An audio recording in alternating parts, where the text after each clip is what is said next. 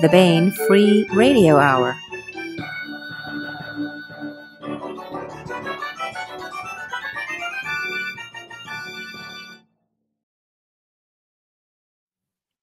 Welcome, everyone, to another episode. I'm your host, Jeremy Como.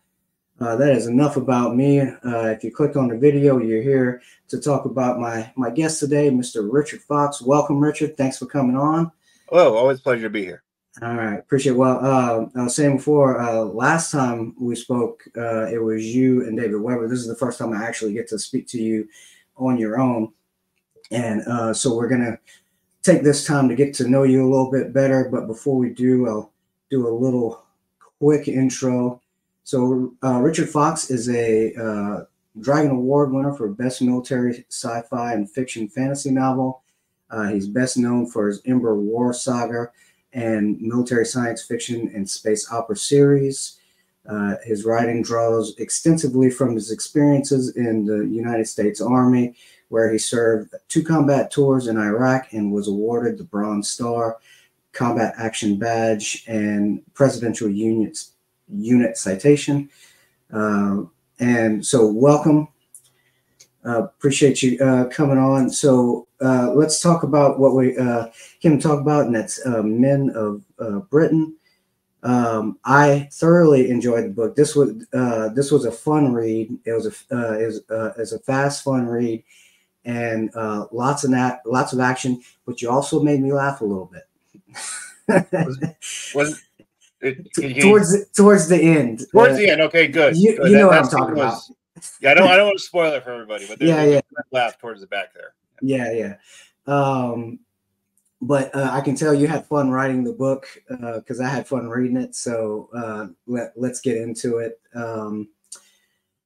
So the name. Let's start with the title of the book. Where does Men of Bretton come from? Well, Bretton is the name of the planet where the majority of the characters are drawn from. Mm-hmm. And actually, they're all men who are essentially drafted to go and fight for the hegemony, and which was the larger galactic sort of nation that they're in, that the Bretton is part of.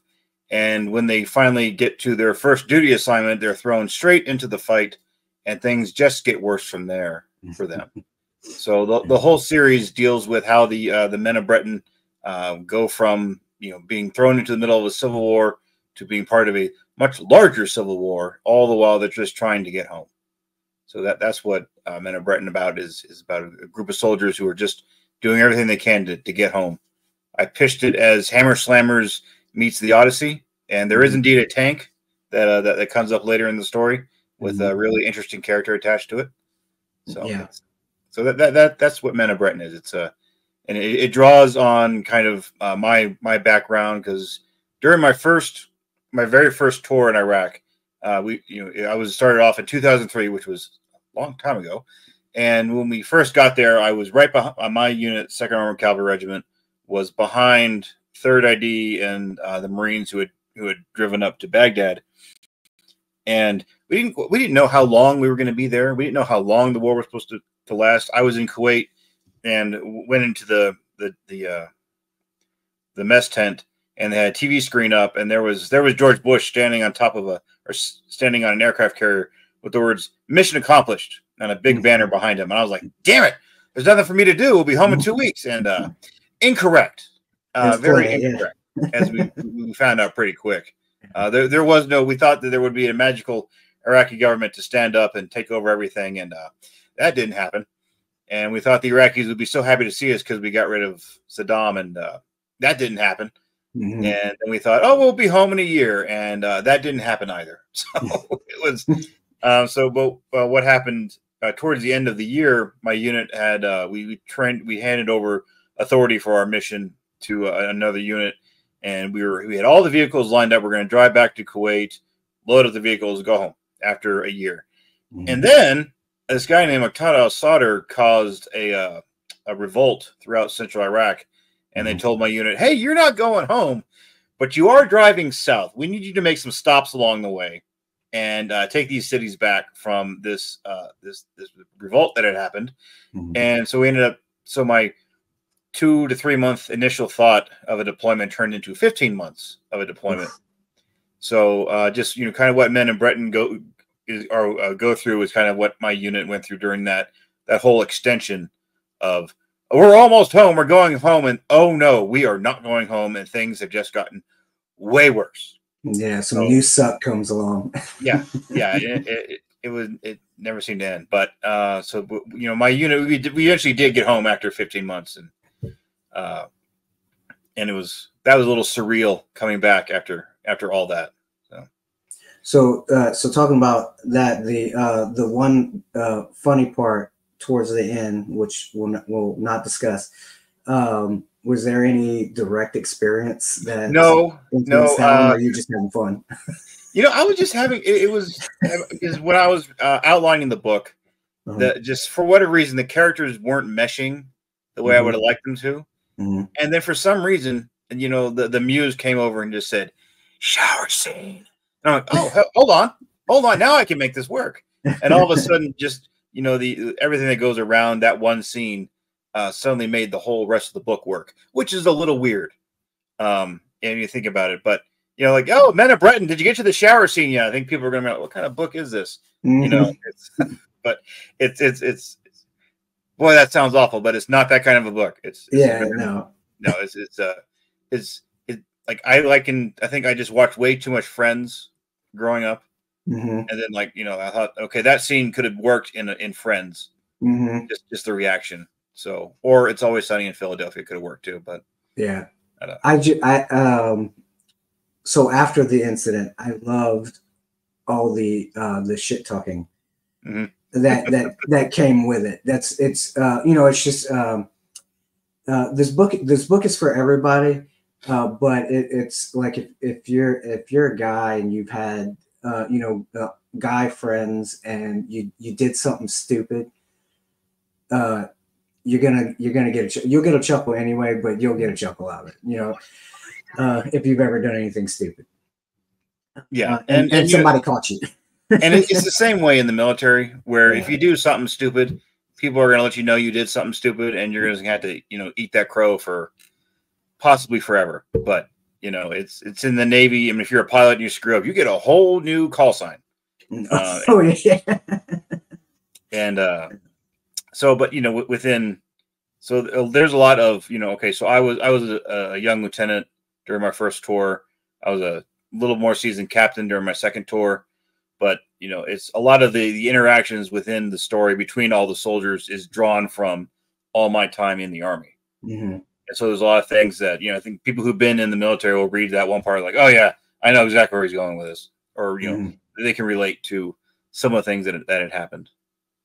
And I wasn't in the military, but I had this book was fun. It was tons of action for our characters, and it was fun.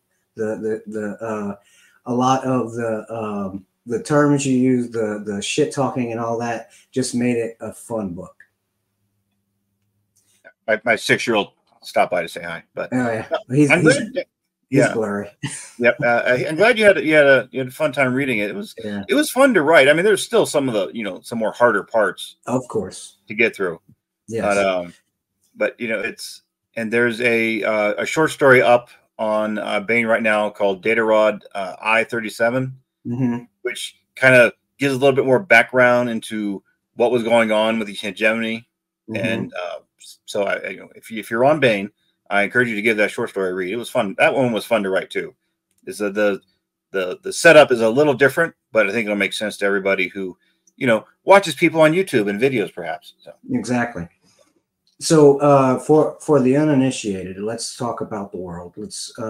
Where is this set? Let's talk about the hegemony and kind of go from there.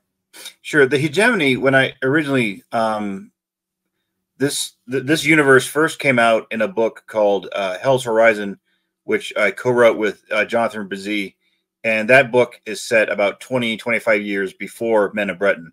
It's not required reading at all, but it's nice to read too, as you get a little bit more, you know, kind of the background. And when I first saw the hegemony, my thought was, okay, this is going to be Yugoslavia.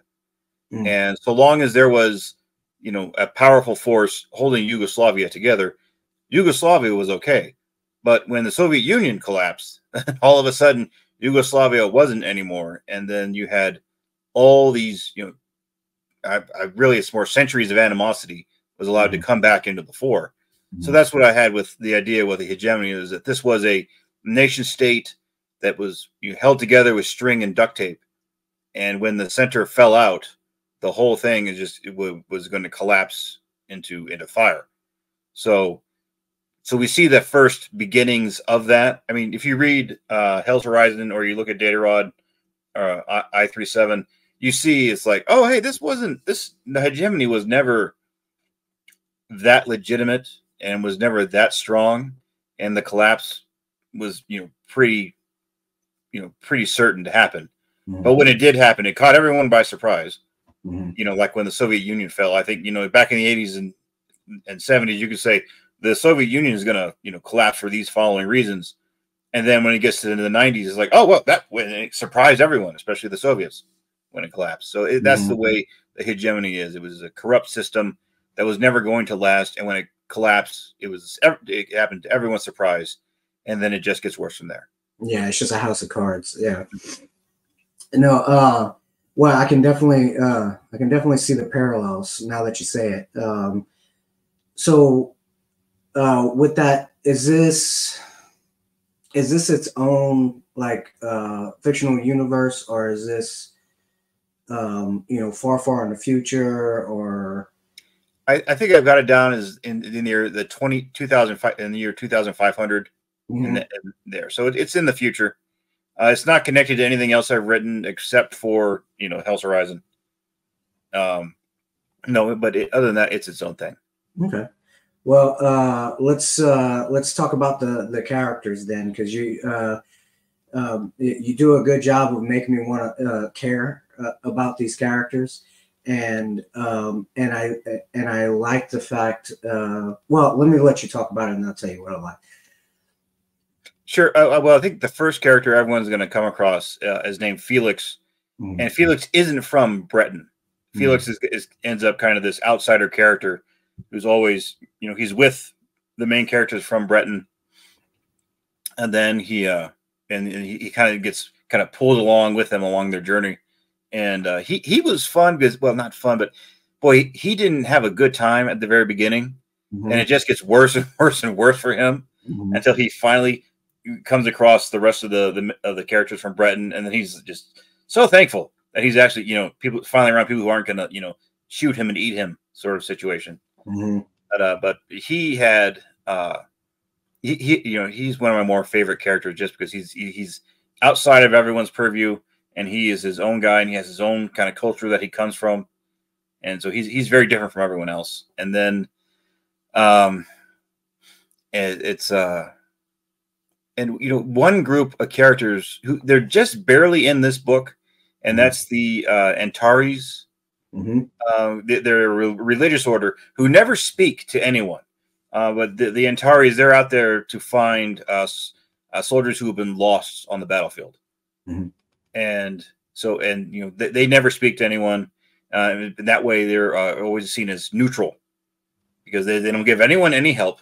They just show up and they just try to find soldiers who have been lost, and we get just a little bit of them in this book, but in future books they become very important for one certain character. I don't want to get into it, but the Antares came from I love Sabaton. I don't know if you ever listened to Sabaton. For everyone at home, Sabaton is, I'm not making this up, Swedish military history metal. Okay, if you look them up, they're just the best. They're a great band. They sing about World War II and all these other conflicts. And they had a song called Soldier of Heaven, which is a really great song. You can find the video.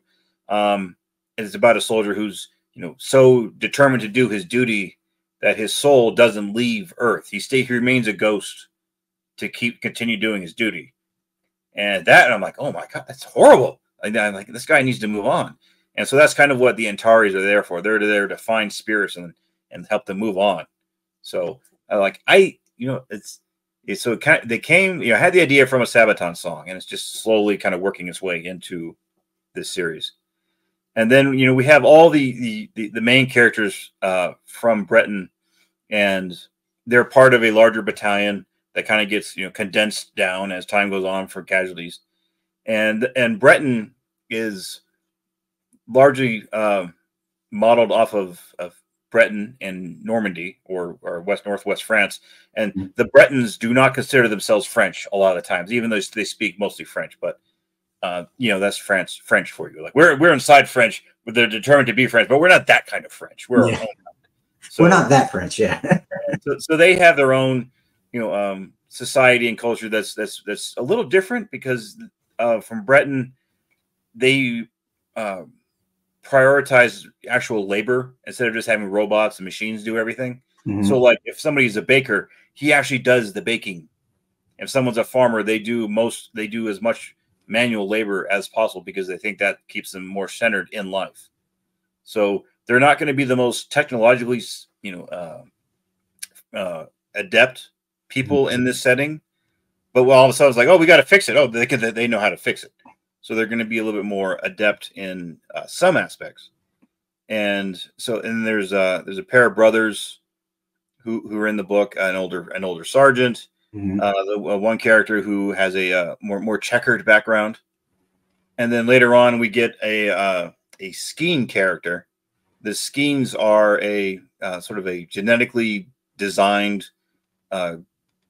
group that have all the moral and ethical constraints that they're given, and if they're not given too many, they just don't have them, and they don't have the same sort of socialization or even ability to interact with people that most other normal people in this setting would have. So we have a Skeen character who comes on later on, and she's going to have a much more difficult time as the series goes on. So, and if you've ever seen the more classic war movies, you see a lot of like kind of archetypes and tropes, and they're all in here. And I think it works pretty well for this sort of a story. It's military sci-fi, in a Civil War environment, so you could make all the Vietnam parallels that you want there. And then we have the more senior leadership characters. There's Lambert, who is he was never meant to be a commander. He got his rank because he's the governor of Bretton's cousin. And he's pretty good with numbers. So they said, okay, look, you're going to be in the reserves. You're not really in the military, but we need to bring you along just to do all the books. And Lambert, he's going to, he's not meant to command, but he's going to be put into a number of situations where he has to shine. And then there's a Major Perrin who shouldn't be in command, doesn't quite have the right mentality for it, but has to, learn to grow and actually take over the situation after everything just goes straight to crap. So it's all the characters in this book get challenged pretty early and pretty difficultly, or difficult, that's not a word, but they're all challenged with the situation that they get put into. Yeah, no, yeah, because it seems as soon, like you said, the suck continues, man. It's just beating after beating, and the beatings continue until morale improves. Exactly. So one thing I like, because I'm the youngest twin son out of 6 boys. Okay. And I like the fact, because I know in the military, your brother is the guy next to you, and you're fighting for him as much as yourself and everything. But to actually have siblings in the same unit, have you ever come across that? It's rare, and it's intentional that you don't want siblings in the same unit, because there's lots of who's your brother going to listen to more, his own brother or his sergeant? So there's command and control issues, and then God forbid there's a tragedy, it just gets worse. Yeah. And the Navy had the Sullivans, I believe it was. They had like 4 brothers on one ship, and what happens when that ship sinks? Okay, whole family goes down. Yeah. And then if you've seen Saving Private Ryan, you know how the beginning goes after the scene on Normandy Beach. Yes. So that's it. Talk about heavy movies. Yeah. You would sometimes see brother, sister, or sometimes even father, son in reserve units. You would see that sometimes. Yeah, I couldn't imagine, because it's bad enough, watching your friends get hurt and everything. I couldn't imagine being fighting alongside and just feeling like I have to protect that one person specifically. Yep. Yeah. But it got me though. I was like, oh man, and so it made me much more interested in their relationship, and the fact that if one got hurt, or one or the other got hurt, and how they would take it, and all that stuff. So it was very interesting, and it caught me just from having so many brothers. Mm. But yeah, no. Now let's kind of talk about the opposition. Who are they? Who are the bad guys per se? Right. Initially, the antagonists, they're just referred to as the flags, and they are the local people of the planet, which Darien, and they have a really legitimate cause for fighting for independence. Because as you read the book and you kind of realize, oh, the hegemony has done some rather awful things to the locals, and so you see, like, you understand where the enemy is kind of coming from. And then you also look at the men of Bretton. They get thrown into the situation, and they don't have any real animosity towards the locals, and the locals just see them as, well, they're dressed like everyone else we've been fighting. So it's that's one kind of thing about war, is that you could not have any kind of personal beef at all with the people you end up fighting. They don't have one with you, but you've got a weapon and you're dressed in a different uniform, so we have to kill each other now. And that's some weird human logic that happens during conflict. It's just like, well, he wasn't dressed like me and he had a gun. And everyone in the military is like, yeah, that makes perfect sense. Yeah. Well, that math checks out. Yeah. And so we kind of just, so the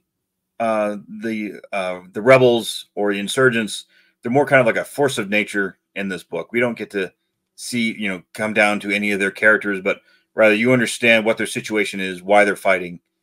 And then you also see that they're pretty good at fighting. And the hegemony was in the last stages of losing the planet when things go from worse to even worse. Yeah. So yeah, you're when you're reading this book, just from my point of view, when you're reading this book, your heart rate's going to be up most of the book. Yeah, most of the book. Then you get a little chuckle, and then we're back in the shit. Yeah. Do you want to talk about any like specific technology or anything like that you incorporated in the book?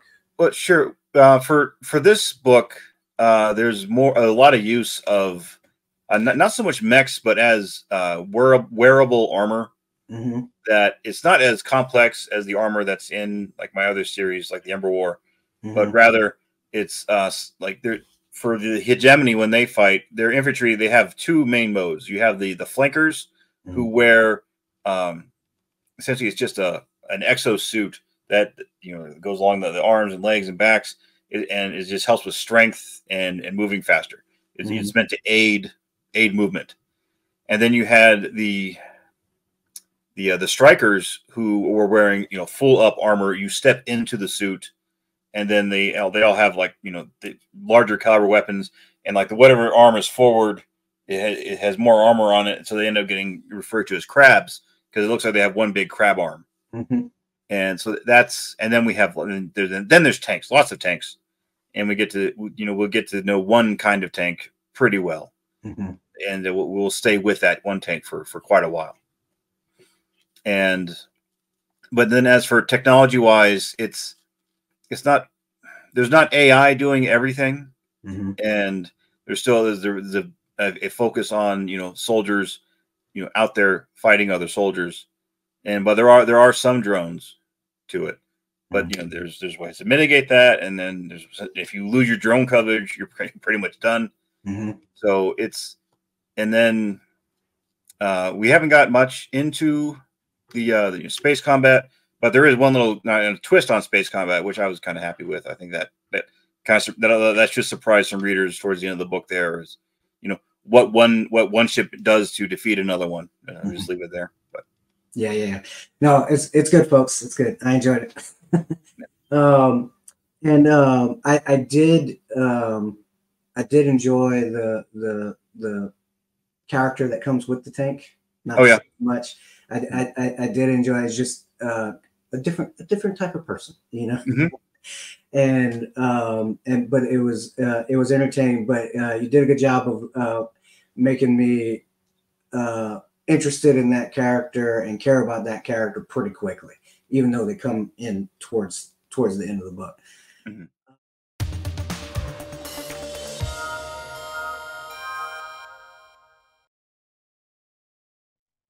And now we bring you our audiobook serialization of Tinker by Wen Spencer.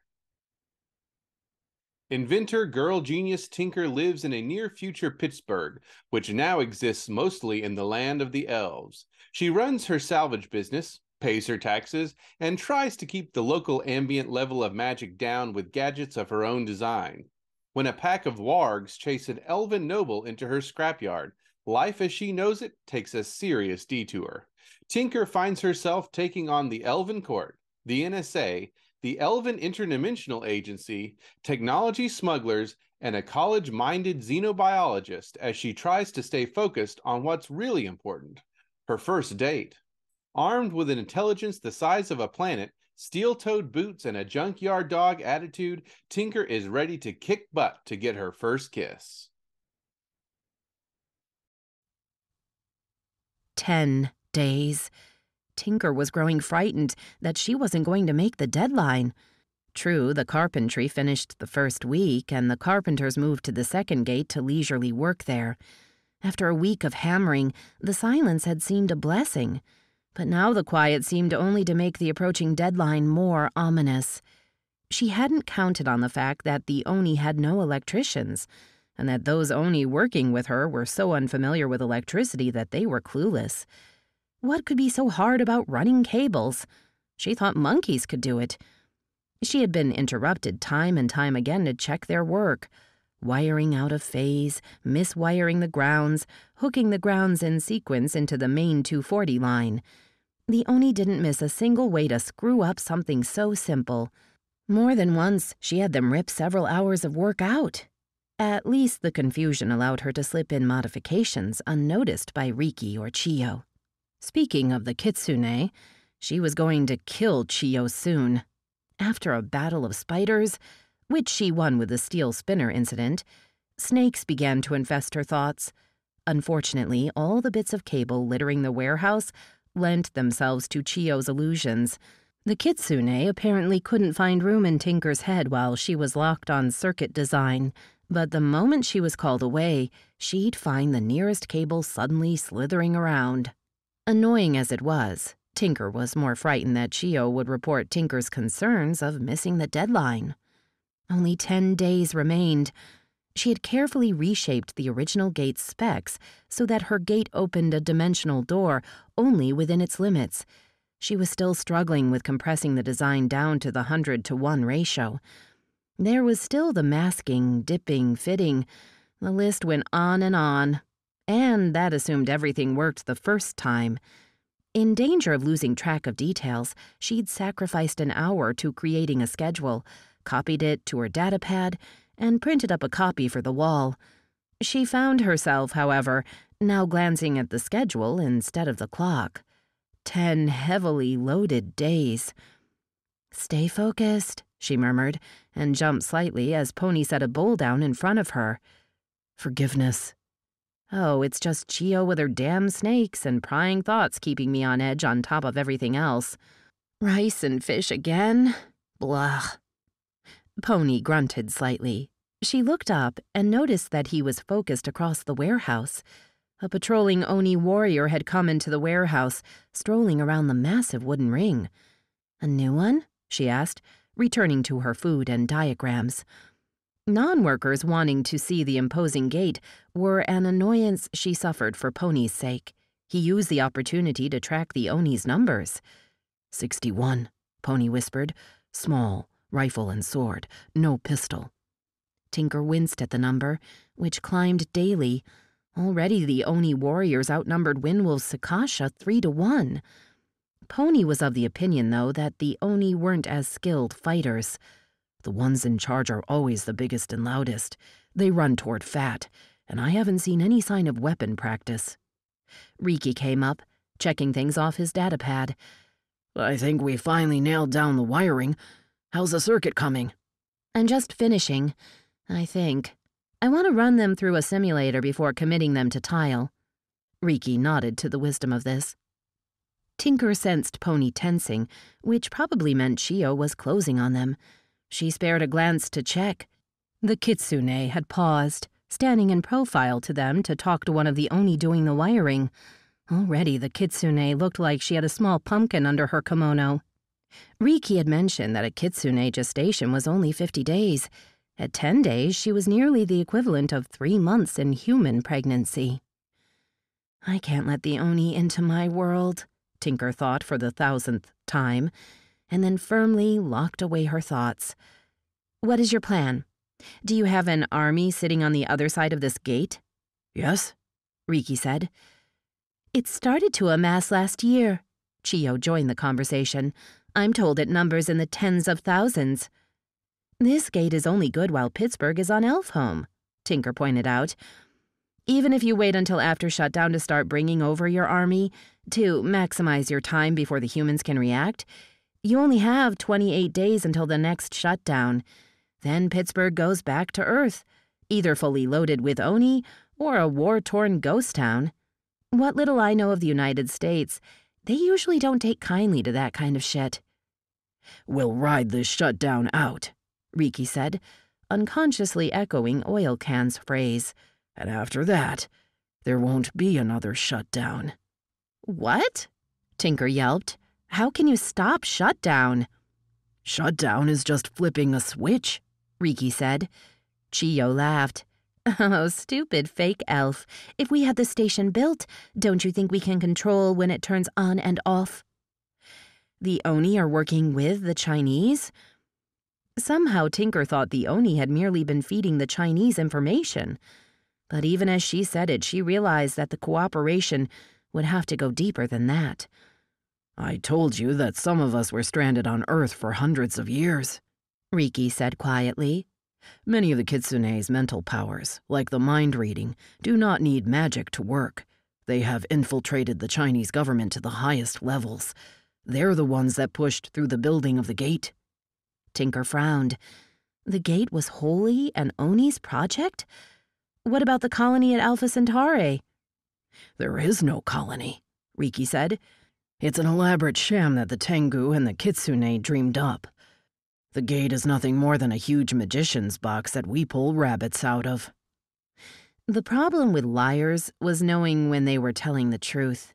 Tinker couldn't believe that the entire 20-year colonization program had been a sham. Where the hell are the colony ships going? Don't know, Riki shrugged. We were hoping that they would go to Elfhome, or failing that, Onihida, but they didn't go to either. We don't know what star system your father calibrated the gate for, so we picked one for the media. As far as we know, the ships could be on the other side of the galaxy, or a fourth dimension of Earth. Wherever they are, they've got a lot of empty cargo pods. We had to keep pushing stuff through the gate to justify leaving it on. They've been without supplies for 20 years?